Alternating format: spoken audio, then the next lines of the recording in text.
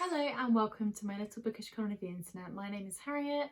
Today I'll be talking through my spoiler-free review for Erebus, The Story of a Ship by Michael Palin. So this is a non-fiction book which I have been trying to read a lot more of in 2022. It's been my personal goal for the year, and it's meant that I've read some really incredible books, including this one. If you didn't know the story of Erebus or Terra, its sister ship, essentially in the 1800s, Erebus and Terra set off to find the Northwest Passage and go further than man had ever gone before into the freezing cold Arctic. Now, this book in particular was published in 2018, which is 4 years after these ships were discovered, after having been lost for 170 years prior to that.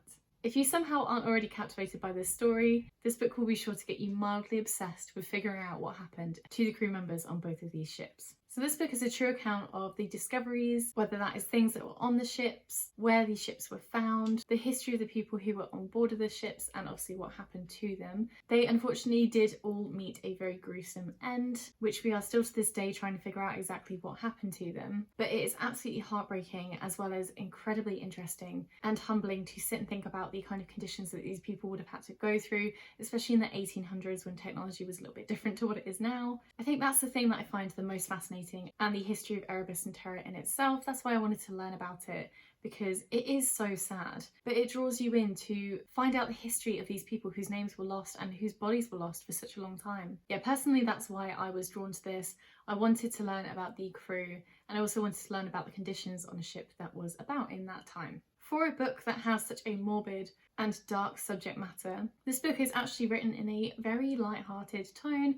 Of course, it does take its time with the slightly more upsetting scenes, and it does let the information sit with you, but it also does give you a little bit of comedic relief, which I believe that Michael Palin is mainly known for. There are also images and extracts in here from the actual crew members, which I found broke up timeline and all of the information very nicely. This is such an accessible non-fiction book. I know some of them could be quite dry, but this one was just really interesting, written in a very easy to read way, and gave me all of the information that I wanted, or at least all of the information that is available to us.